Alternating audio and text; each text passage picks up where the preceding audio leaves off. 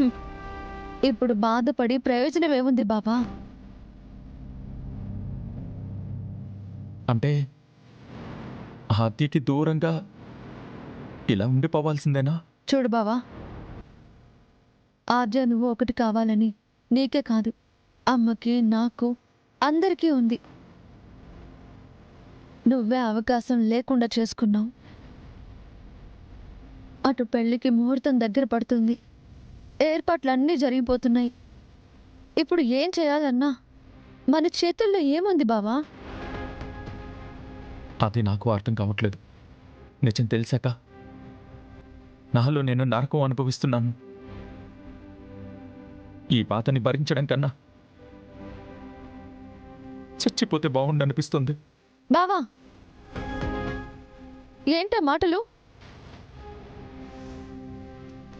ఏ సమస్యకి చావు పరిష్కారం కాదు.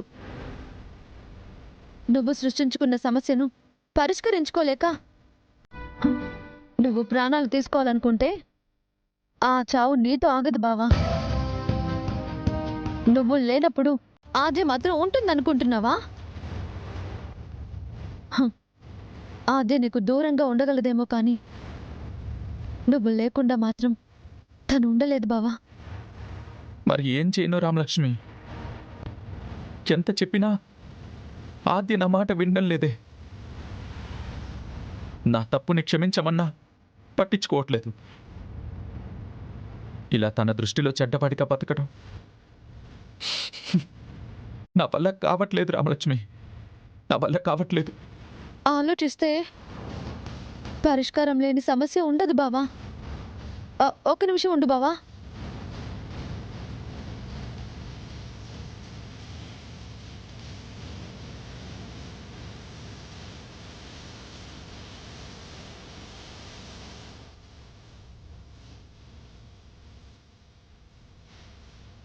ఇదిగో బావా. ఏంటది? విషం.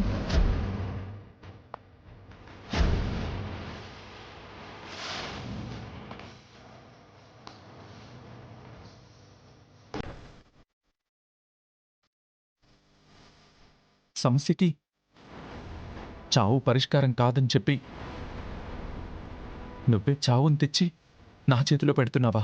చాచా, ఇదిచ్చేది నువ్వు చనిపోవాలని కాదు బావా. మరి ఇది ఆద్యకి చూపించి నీ మాట వినకపోతే చచ్చిపోతానని బెదిరించు. కాళ్ళు పట్టుకుంటానంటేనే కనికరించింది, చస్తానంటే నా మాట వింటుందా? తన మనసు మార్చుకుంటుందా? తను ఎలా ఉన్నా ఇప్పటిదాకా తన ప్రేమని దాచుకుంది బావా. అంతేకాని ఆద్యకి నీ మీద ప్రేమ లేక కాదు. నువ్వంటే ఆద్యకి ప్రాణం. ఎంత ప్రేమ లేకపోతే నాన్నతో నువ్వు ఆద్య గురించి మాట్లాడితే నాన్న ఏమంటాడో, ఎక్కడ నిన్ను ఇంటికి దూరం చేస్తాడో అని నువ్వు చెప్పాలనుకున్న మాట తనే చెప్పి నాన్నతో సహా అందరి దగ్గర చెడ్డదైపోయింది. నిన్నొక మాట అంటారంటేనే తట్టుకోలేని ఆద్య నువ్వు ఇంక ప్రాణం తీసుకుంటానంటే తట్టుకుంటుందా బావా? నా మాట విని ఇదొక్క ప్రయత్నం చెయ్యి. అంతేనంటావా? అంతే బావా. ఇంతకంటే నాకు ఇంకో దారి కనిపించట్లేదు. ఏమవుతుందో అని అడుగు వెనక్కి వేయడం కన్నా ఏమైతే అదవుతుందని అడుగు ముందుకు వేయడం చాలా మంచిది. ఆ తర్వాత నీ ఇష్టం. తీసుకో బావా.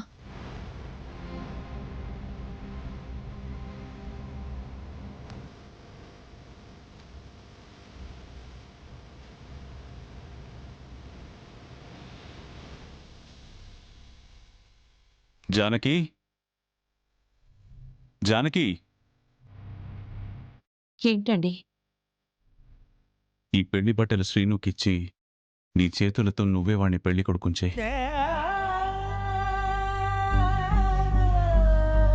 ఈ ఇంటి అదృష్టం నువ్వు. నీ చేతులతో ఎవరికి ఏం చేసినా అది మంచిదే అవుతుంది. వాడు నా మేనల్లుడే అయినా అమ్మా నాన్న స్థానంలో నిలబడి అన్నీ చేయాల్సిన బాధ్యత మన మీదుంది. వెళ్ళు, వెళ్ళి వాణ్ణి పెళ్లి కొడుకుగా తయారు చేయి. సీనయ్యకి నేనేం చేయాల్సిన అవసరం లేదండి. వాడు పెద్దవాడైపోయాడు. తనకేం కావాలో తను నిర్ణయించుకోగలిగినవాడు. ఎలా తయారవ్వాలో కూడా తనకి తెలియకుండా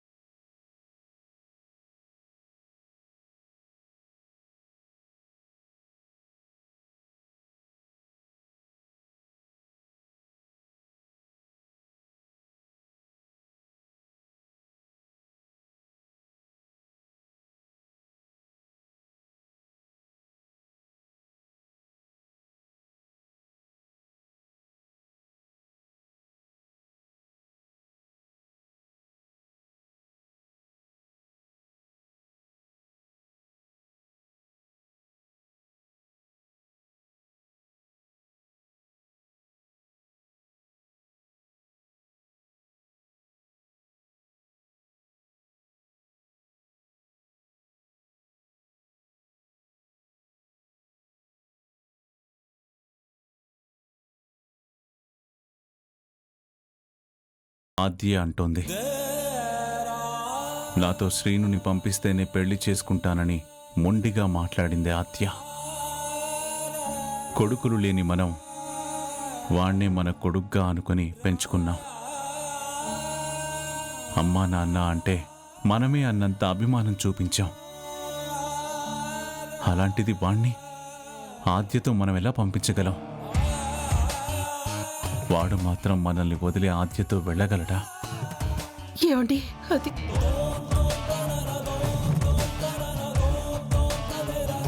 వాణ్ణి దూరం చేసుకుని మనం బతకగలమా చెప్పు?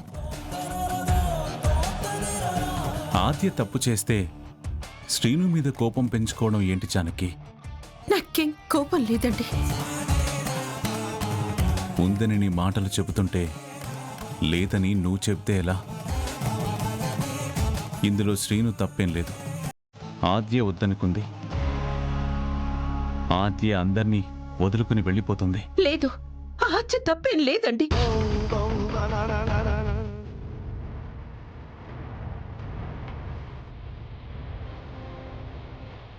ఆద్య తప్పు లేదా?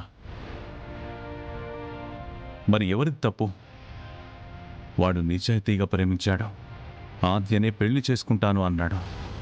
కానీ ముహూర్తం పెట్టే సమయంలో శ్రీను నాతో అమెరికా పంపిస్తేనే పెళ్లి అని అడ్డం తిరిగింది ఎవరు?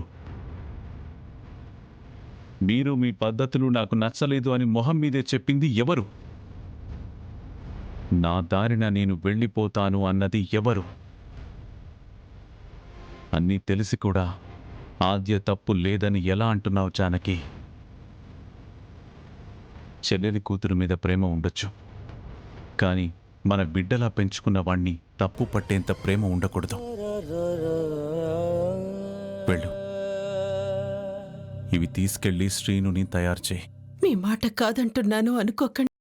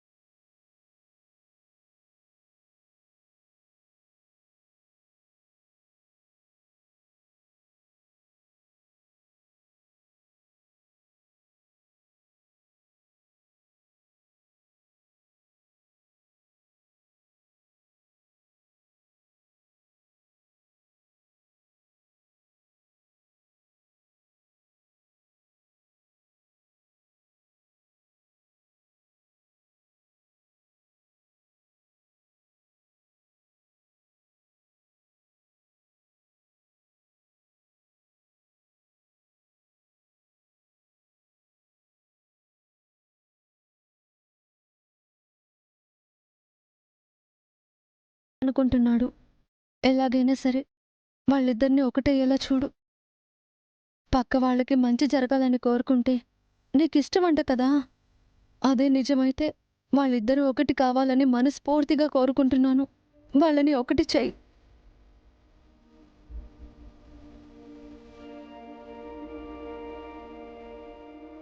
ఫోన్ ఎంగేజ్ వస్తుందేంటి? నీ ఫోన్ ఎందుకు ఎంగేజ్ వస్తుందో నాకెలా తెలుస్తుంది?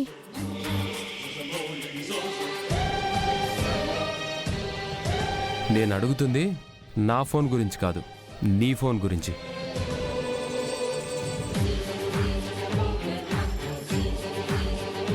అదేం లేదే. నేను ఫోన్ చేశాను. అవునా?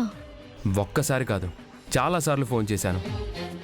కంటిన్యూగా ఫోన్ ఎంగేజ్ వస్తూనే ఉంది. ఆ, అప్పుడు ఎవరితోనో మాట్లాడుతూ ఉండుంటానులే.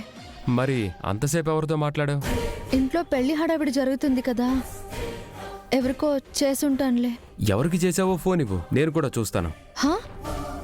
ఫోన్ ఎందుకు? ఇటివ్వు, చెప్తాను. నా ఫోన్ మీకివ్వడం ఏంటి?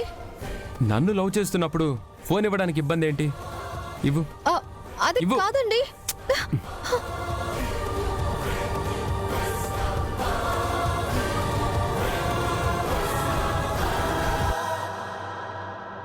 అంటే నువ్వింకా వాడికి ఫోన్ చేసి మాట్లాడుతున్నావన్నమాట. వాడికి నీకు ఏ సంబంధం లేదన్నావు. వాడిని ప్రేమించట్లేదని మొహానే చెప్పానన్నావు. మరి ఇదేంటి? ఆ, అది ఆ, అది సార్తో. వాడిని ప్రేమించట్లేదన్నావు, నాకు ఐ లవ్ యూ చెప్పావు. మీకు ఐ లవ్ యూనా? చూడు రామలక్ష్మి, నాకు అప్పుడే అనుమానం వచ్చింది. అందుకే నీ ఫోన్ వరుసగా ఎంగేజ్ రాగానే వాడి ఫోన్ కూడా ఎంగేజ్ వచ్చింది. నాకు ప్రేమ లేదని చెప్పి నన్ను ప్రేమిస్తానని మాటిచ్చి మళ్ళీ వాడితో ఫోన్ చేసి మాట్లాడుతున్నావా? నేను చెప్పేది ఒకసారి వింటారా? ఏంటి వినేది రామలక్ష్మి? వాడితో లవ్ లేదంటేనే కదా నేను నీకు సహాయం చేయడానికి ఒప్పుకున్నాను. అందుకే కదా ఆద్యని కూడా ఊరెళ్లకుండా చేశాను. నీకోసం నేను మరి ఇంత చేస్తే నన్ను మోసం చేస్తావా? ఆ, లేదండి, నేను మిమ్మల్ని మోసం చేయడం ఏంటి? నేను సార్ని ప్రేమించడం లేదు. నేను అదే విషయం ఫోన్లో చెప్పానండి. ఇంకబద్ధాలు చెప్పకు రామలక్ష్మి. అబద్ధం చెప్పే అలవాటు నాకు లేదండి. కావాలంటే మీరే ఫోన్ చెక్ చేసుకోండి. నేను ఆయనకు ఫోన్ చేస్తాను, ఆయన నాకు ఫోన్ చేస్తారా అని మీకే తెలుస్తుంది.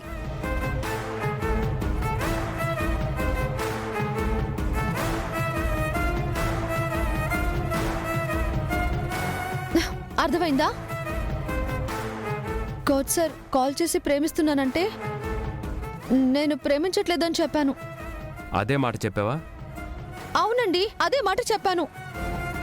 అయితే ఇప్పుడే ఫోన్ చేసి నా కళ్ళ ముందు నేను లవ్ చేయట్లేదని చెప్పు. లేదండి, నేను కాల్ చేయడం బాగుండదు. నాకు బాగుంటుంది. నా ముందు ఫోన్ చేసి చెప్తేనే నాకు నమ్మకం వస్తుంది. మీ నమ్మకం కోసం నేనెందుకండి ఫోన్ చేయాలి? నన్ను ప్రేమిస్తున్నావని నేను నమ్మాలి కదా. నాకు కాబోయే భార్య నన్ను మాత్రమే ప్రేమించాలి.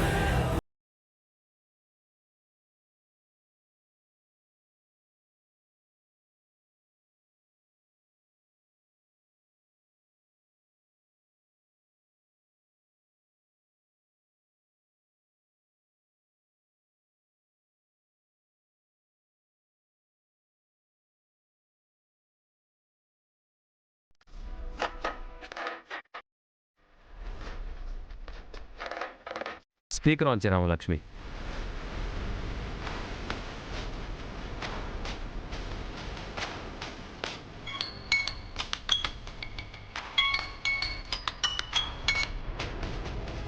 హలో రామా?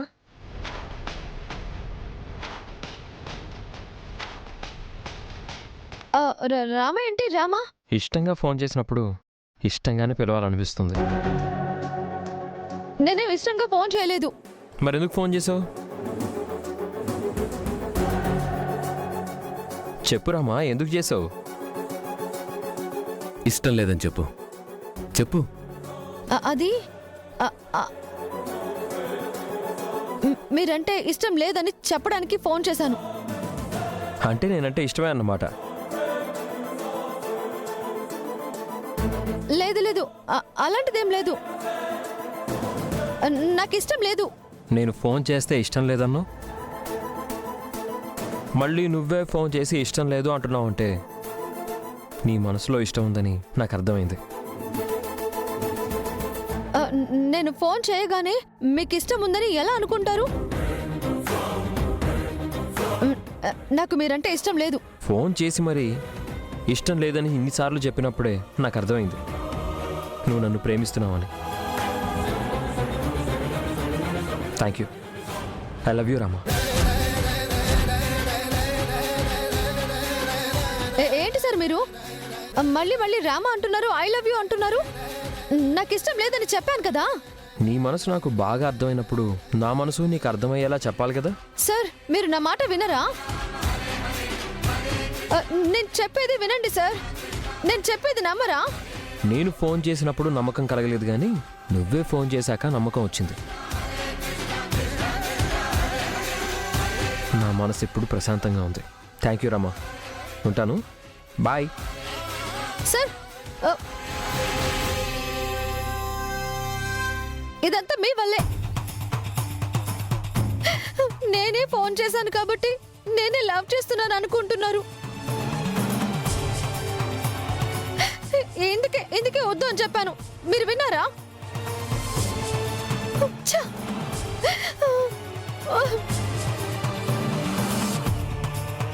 రామలక్ష్మి ఏమో ప్రేమించట్లేదు అంటుంది, వాడేమో ప్రేమిస్తున్నాను అంటున్నాడు.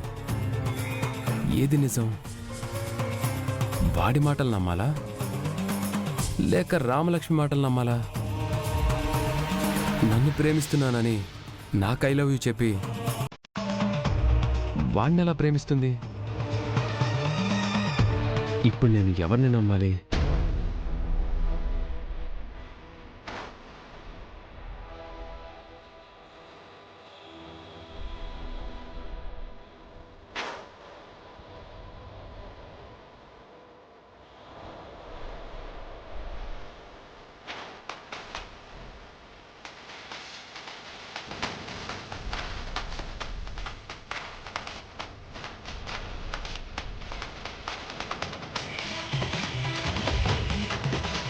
ఏంటి సీనయ్య అలా ఉన్నావు?